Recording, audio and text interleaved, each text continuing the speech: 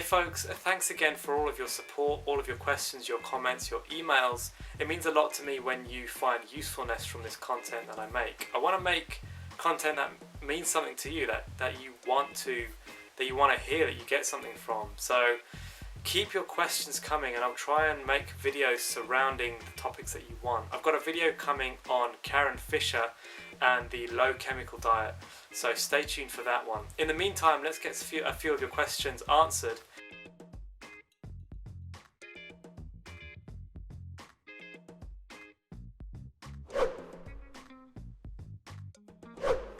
So moving into question number 1, I really like some of your videos, keep up the good work. I was wondering, do you use seasoning in your food?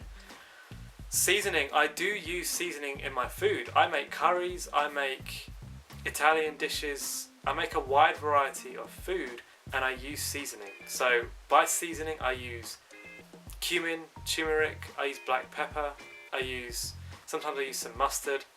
I never add salt. That's pretty much the only thing that I don't add. But when it comes to seasoning, I think everybody needs to gauge for themselves where they're at. So why I really advise keeping a food diary is so that you can work out for yourself what works. Unfortunately, there's not going to be a single person out there that can tell you this is exactly what you need to do. You've got to experiment with yourself and you've got to find where your limits are. When I was healing, I wasn't using anything, but just for the avoidance of doubt. I didn't want to know that. I didn't want to have that. I wanted to have that peace of mind to know that I'm doing everything I can do. So I was eating completely plain food back then, but now I include the spices that I know I can get away with. Salt I still avoid though. Next question, is corn hard on digestion? I've read that but not sure what to think about it. Thanks Tracy for your question. Corn, in my opinion, ranks about the same as rice in terms of digestion. So fruit for me is number 1, digestion. Number 2 would be your starches like potatoes, and number 3 would be rice, and I put corn in that category as well, and underneath that will be all the other grains, like more glutinous grains, more sticky grains. That's my personal experience. Some people find that potatoes and fruit digest about the same. Some people find that rice, potatoes digest about the same and fruit digest worse. Again, you've got to experiment with these things. I'm just giving you tools. I'm just trying to give you as many tools in your toolbox as possible, but you have to put the work in and experiment with these things for yourself.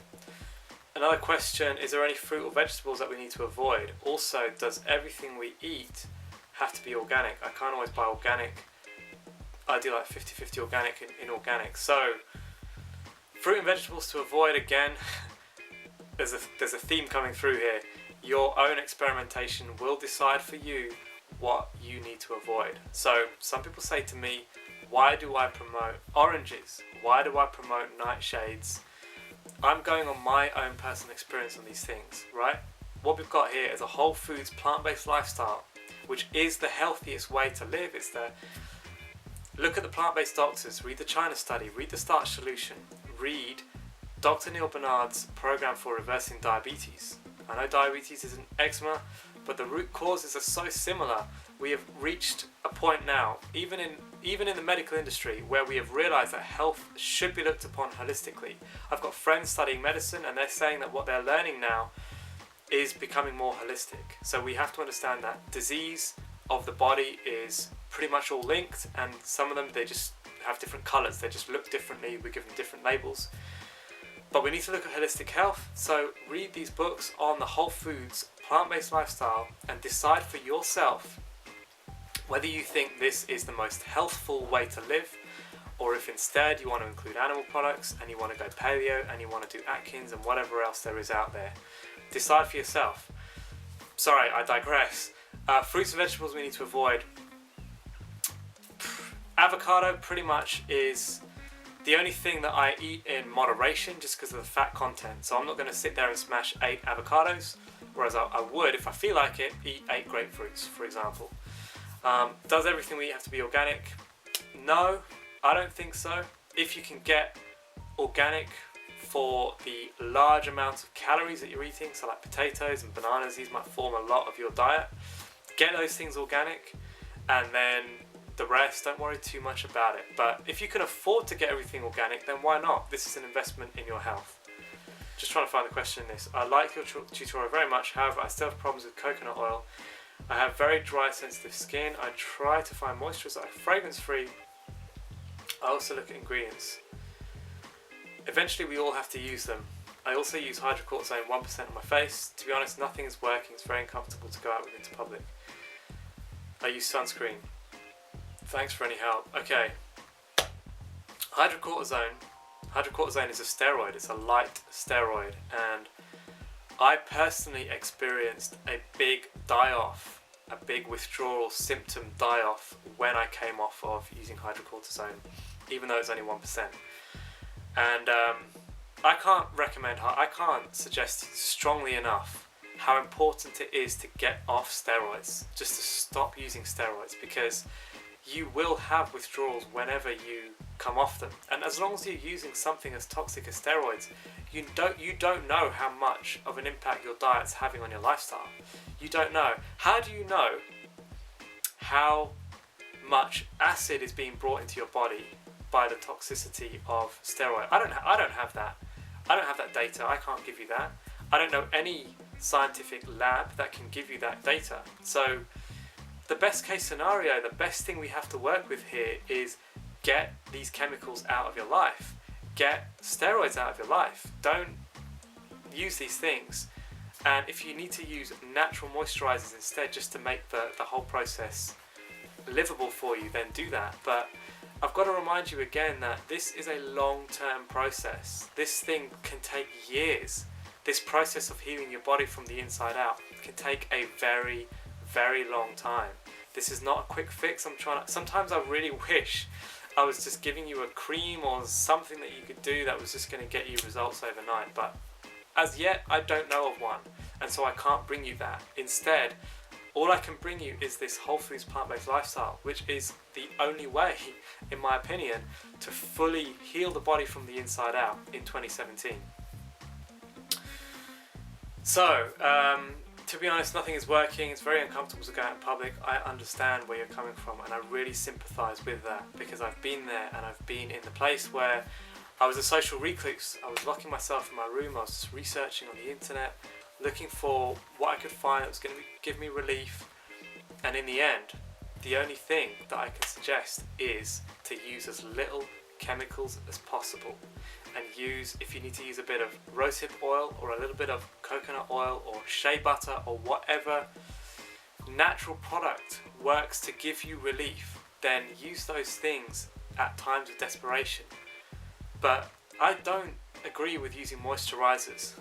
I don't agree with using chemical-based moisturizers. They've got parabens in, if you've got paraffin, if you've got petroleum-based products in there. This stuff is not natural to put on the skin. I'm never going to change my mind on that one. So, what do you think of Karen Fisher's low chemical diet? There's a video coming on that one, stay tuned.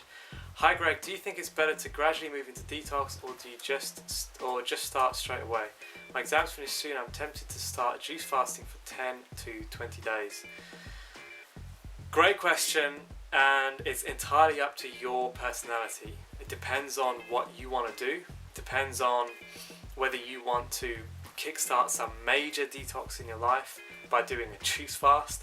If you're coming from eating animal products right now, if you're coming from eating standard Western diet, and you want to go straight to a juice fast, your detox could be intense. It could be really intense. So it's up to you. It's up to you. I'm an all-in kind of a person, and in your situation, I would go for it, because I just want to get through this stuff as quickly as possible, and I don't really care how I look, to be honest.